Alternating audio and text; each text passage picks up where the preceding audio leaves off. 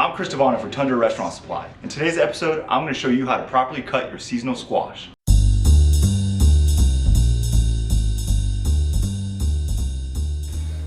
Here we have spaghetti squash.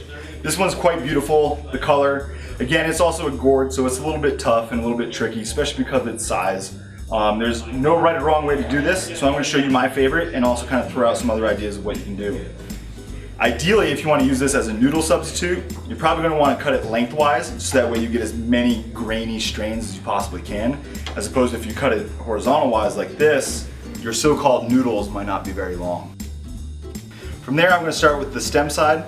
Again, your serrated knife is always going to help with these gourds to at least start your cuts. I'm just cutting off the bottom to create a nice flat base, so that way it stands nice and level. Again, you can go right from here and saw right through it and then get your point in, keep your hand away from it and push through to get that leverage. But I like to do this as far as getting leverage. Once I cut off the bottom, go ahead and start with your serrated. Then from there,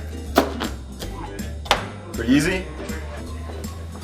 So once you got your spaghetti squash cut in half, go ahead and grab a spoon. We're just gonna scoop out the guts. As I scoop out the guts, I like to scrape in towards the flesh just a little bit, as you can see. So that way it's just easier to clean the entirety of all those guts, hopefully in one pass for you. Great. And once you get them there, you can go ahead and score it while it's raw with a fork. Just be careful that you don't break it.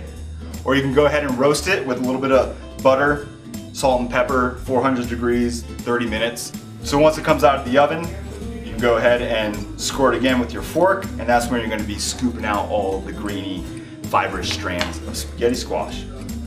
So that's today's episode, and I'm Chris Tavano for Tundra Restaurant Supply. Be sure to comment below if you like what you saw, and don't forget to subscribe. See you next time.